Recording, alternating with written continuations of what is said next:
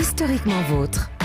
Le mot de la fin est toujours le plus dur à prononcer car il y a la fatigue accumulée de toute l'émission, de tous les mots qu'on a déjà dit. Alors forcément, c'est le plus capé d'entre nous qui s'y colle. Stéphane, quel est aujourd'hui votre mot de la fin ? Parfois dans les affaires, il peut y avoir un doute, quelque chose qui cloche. Alors on sent qu'il y a un loup. D'ailleurs, il y a une expression sur laquelle je ne vais pas me pesantir aujourd'hui, mais si c'est flou, c'est qu'il y a un loup. La formule sur laquelle je voudrais m'arrêter aujourd'hui, c'est plutôt « il y a anguille sous roche ». Alors il y a anguille sous roche, ça veut dire qu'il y a un vice caché. Ça vient du fait que si on soulève un caillou, il peut y avoir une anguille dessous.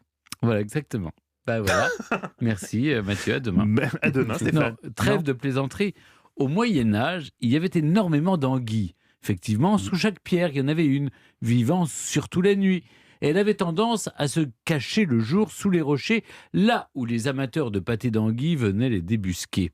La Fontaine a même écrit un conte à la gloire du pâté d'anguille. C'est bon ça ?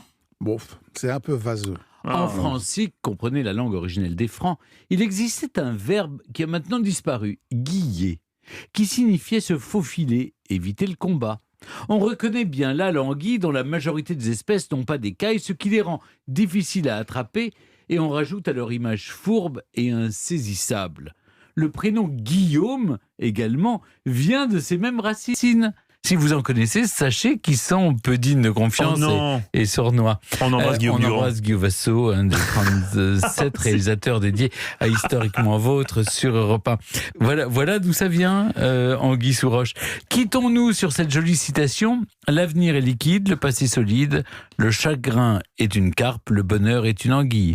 C'est pas de moi, c'est de Jean-Louis Aubert. Ah, c'est beau. C'est beau, hein ? Et il y a baleine sous gravier, alors c'est pareil. Mais ça, après, on a décliné, si vous voulez. C'est-à-dire que vous imaginez, c'est comme une puce sous un éléphant, vous voyez. C'est-à-dire qu'on fait dans l'exagération. Le gravier, c'est tout petit, la baleine, c'est tout gros. Vous imaginez la baleine sous le... Mais ça n'a rien à voir avec mon expression.